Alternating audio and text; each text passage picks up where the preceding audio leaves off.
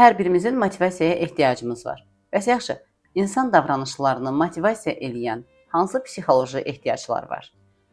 Edward Deci, Richard Ryan tərəfindən ortaya atılmış self-determination teoriyası var, hansı ki, məhz bu teoriya ilə biz anlaya bilirik ki, insan davranışının motivasiyası üçün hansı psixoloji ehtiyaclarımız var. Birinci psixoloji ehtiyacımız avtonomiyadır. Yəni öz qərarını özü vermək. İnsan öz həyatına dair qərarları özü verəndə burada uğur qazanmaq ehtimalı daha çox olur və qazandığı uğurdan zövq alma ehtimalı da daha yüksək olur. İkinci psixoloji ehtiyacımız kompetensiyadır. Yəni bacarıqlı olduğumuzu, bacara biləcəyimizin hiss elətdirilməyidir bizə. Bu da sən bacarmalısan ya da bacaracaqsan cümlələri ilə olmayan bir şeydir. Uğur qazanmağın ya da uğursuz olmağın bacarıqlılığının səviyyəsini göstərməyəcək.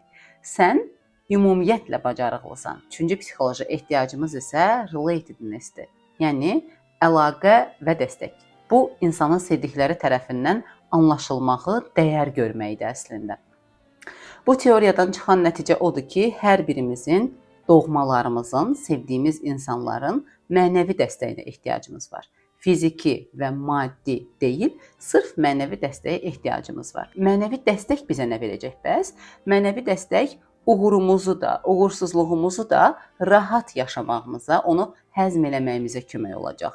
Uğur qazanırsan, amma dəstəklənməmisənsə, bir narahatlığın qalır ki, məni dəstəkləmirdilər. Uğursuzluğa düçar olanda da haqlıydılar fikri bizi narahat eləməyə başlayır və daha çox stres keçirdirik. Yəni stres keçirtməyimiz sırf uğursuzluğumuzla bağlı yox, dəstəklənməməyimizlə bağlı olur.